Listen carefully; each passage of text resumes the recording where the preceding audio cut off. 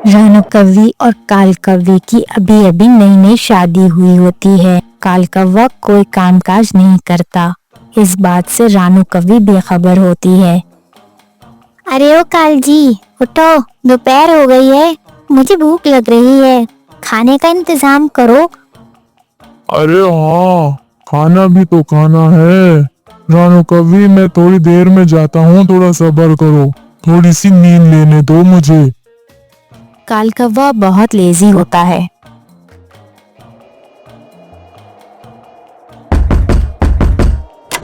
अरे तोते, कैसे हो? मुझे कुछ खाने का दे दो, काफी दिनों से मैंने कुछ नहीं खाया। तुम्हारा रोज का यही है काल कव्वे, मैं तुम्हें कुछ नहीं दूंगा। तोता काल कव्वे के मुंह पे दरवाजा बंद कर देता है। अबे ये तो बहुत तेज हो गया है, इसको ठीक करूंगा किसी दिन।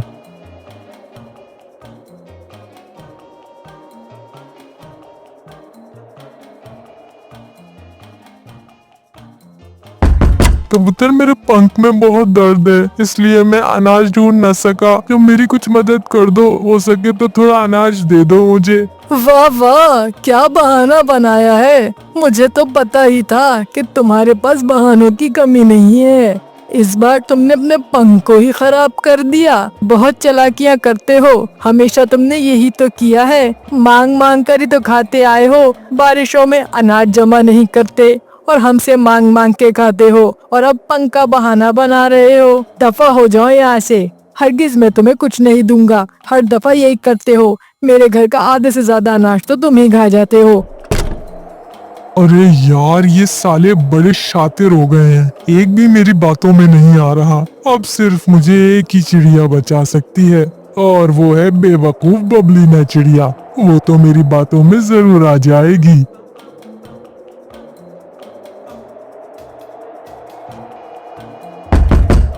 काल कव्वी, तुम यहाँ? क्या बात है? बबलीना, मेरी बीवी रानो कव्वी की बहुत तबीयत खराब है। डॉक्टर ने कहा है कमजोरी है, इसको अच्छा खाना खिलाओ पिलाओ। अभी तो मेरे पास अनाज नहीं है, तो तुम मुझे थोड़ा अनाज दे दो बहना, तुम तो मेरी प्यारी बहन हो। काल कव्वे, मैं आखिरी दफा तुम्हारी मदद कर रही हूँ। तुम हर दफा ऐसे ही करते हो। अपना अनाज वक्त में जमा किया करो। हर दफा तुम्हारी मदद कोई नहीं करेगा। ठहरो, मैं अभी लेकर आती हूँ। ये लो। रानू कव्वी आग जलाती है और दोनों मिलके खाना खा लेते हैं।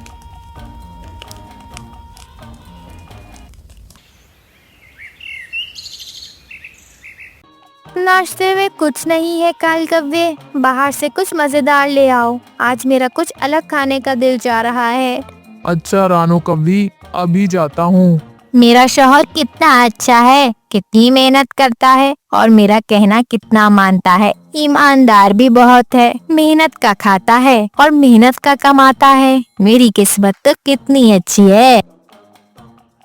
काल कव्वा फिर यही करता है। काल कव्वा फिर सबसे बारी बारी अनाज मांगता है, पर उस टाइम उसकी मदद कोई नहीं करता। हद तक कि बबलीना भी उसे अनाज देने से मना कर देती है। काल कव्वे को ये बेइज्जती बर्दाश्त नहीं होती। उसे बहुत गुस्सा आता है। वो उसकी मदद ना करने पर उनसे इंतकाम लेने का सोचता है।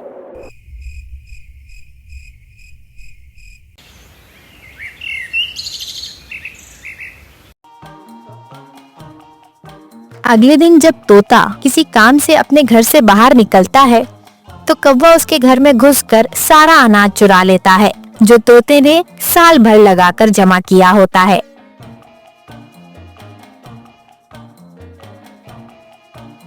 अरे नहीं, अरे नहीं, कबूतर, बबलीना चिड़िया, बाहर आओ। कोई मेरे घर से मेरा सारा अनाज चुरा के ले गया। अब मैं क्या करूंगा? मुझे समझ में नहीं आ रहा मैं क्या करूंगा। पूरा साल लगाकर मैंने इतना सारा अनाज जमा किया था। सोचा था कि पूरा बर्फबारी में खाऊंगा, बाहर जाने की मुझे जरूरत नहीं पड़ेगी, पर मेरा अनाज कौन चुरा के ले गया? तोते, तुम फिक्र क्यों कर रहे हो? तुम मेरा अनाज ले लेना, हम सब मिलके खा लेंगे। हम सब एक दूसरे के दोस्त ही तो हैं। बुरे वक्त पे काम नहीं आएंगे तो कब काम आएंगे?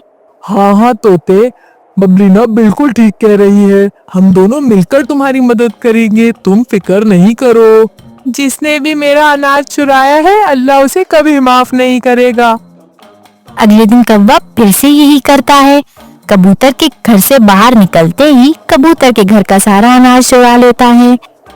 और जब ये बात कबूतर को पता चलती है तो कबूतर रो रो के पागल हो जाता है और वो जोर जोर से चीखने लगता है। अरे नहीं, मेरा अनाज कौन ले गया? मैंने भी इतनी मुश्किलों से अनाज जमा किया था। तोते बबलीना, मेरा अनाज भी कोई ले गया। जैसे तुम्हारा अनाज कल कोई ले गया तो तोते इसी तरह मेरा अनाज भी कोई ले गया। अब मैं क्या करूँ तोते? मैंने भी बहुत मुश्किलों से अनाज को जमा किया था। मेरा सारा अनाज कौन ले गया? बबलीना, मुझे तो कुछ समझ में नहीं आ रहा। कल मेरे घर में चोरी हुई और आज कबूतर के घर में चोरी हुई। ये हो क्या रहा है? हाँ तोते, मैं भी यही सोच रही हूँ कि माजरा क्या है। कल तुम्हारे घर में चोरी हुई और आज हमारे घर में। बबलीना, मेरे दिमाग में कुछ आया है। मुझे ऐसा लग रहा है शायद ये सब काल कौवा कर रहा है। उसे हमने अनाज देने से मना कर दिया था, इसी वजह से वो हमसे बदला ले रहा हो। उसकी आदत तो है चोरी करना और मांगना। तुम शायद तोते ठीक कह रहे हो। मुझे भी यही लगता है कि कबूतर का अनाज और तुम्हारा अनाज कौवे ने ही चुराया है। तो हो सकता है कल वो मेरे घर आकर अनाज चुराए। तो मेरे पास एक आइडिया है, हम कल उसे रंगे हाथों पकड़ेंगे। हाँ, मैं समझ गया बबलीना। अगर ये काल कौवा हुआ तो मैं तो इसे हरगिज नहीं छोड़ूंगा। मार मार के इसकी बुरकस निकाल दूंगा। भाई वो काल कौवे, इतना सारा अनाज तुम्हें कहाँ से मिला? बस तुम्हारे शौहर की सब बहुत इज्जत करते हैं। पूरे जंगल में इज्जत है। किसी से जरा सा कुछ कहूँ तो फ्री में ही सब कुछ दे देते हैं। हैरत है, आज के दौर में ऐसा होता है। तुम बातों में कहाँ लग गई? छोड़ो इन सब बातों को, खाना लगाओ, मुझे भूख लग रही है।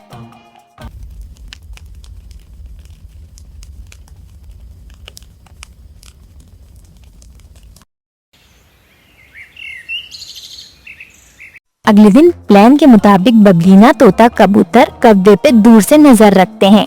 जैसे ही कौवे को पता चलता है कि बबलीना अपने घर में नहीं है, वो बबलीना के घर में दाखिल होता है और सारा अनाज निकाल लेता है और वहाँ से जाने ही वाला होता है कि कबूतर, बबलीना और तोता उसे रंगे हाथों पकड़ लेते हैं और उसे खूब पीटते हैं। अरे मुझे लग रही है, मुझे छोड़ दो। अरे मुझे छोड़ दो। अरे मुझे छोड़ दो।